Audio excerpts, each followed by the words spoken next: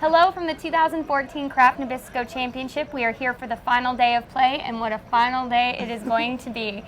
I'm Kelly Thesier, Director of Media Communications for the LPGA Tour, and I'm pleased to be joined by Beth Nichols, the LPGA beat writer for Golfweek magazine. Beth Ann, can you remember a time when you were this excited for a final pairing? Michelle Wie, Lexi Thompson, major championship?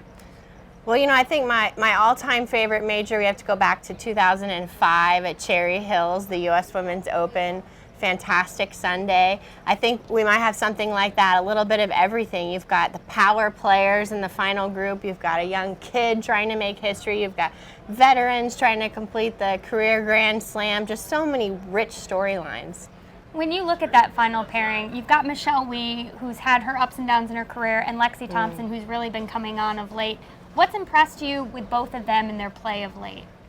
Well, Michelle Wie certainly has a different attitude out there. Her game is a lot more under control. She's enjoying herself so much more.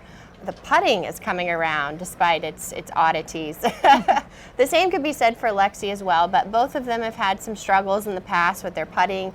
Yesterday, Lexi missed a few short putts, so it'll be interesting to see how it holds up under the Sunday pressure of a major. Neither of them have been tested like this before in a long time. We talked a little bit about youth. We've got a fun young player who's just a few back, Charley Hull from England. We haven't seen a ton of her on the LPGA Tour yet, only 7 starts, but what are you expecting from her out there today? Well, I think we all remember the Solheim Cup and the thrashing of Paula Creamer and then asking for an autograph. So we're certainly familiar with young Charley. You know, she doesn't carry the baggage that these other players have. She's only played in 7 LPGA tournaments, like you said. Not a whole lot of experience in that realm. No fear. Expects to win a tournament every time she comes out and play, no matter what tournament it is, regardless if it's a major. So, you know, she could go out here and really make some other players weak in the knees with a hot start. We've talked a lot about the final pairings, but there's a lot of players that are bunched up there, and it's always, you know, it's not unheard of to hear of a Sunday run. Who are you watching who's back in the pack who you think might make a move today? Well, you know, another player who wants this really badly is Cristie Kerr.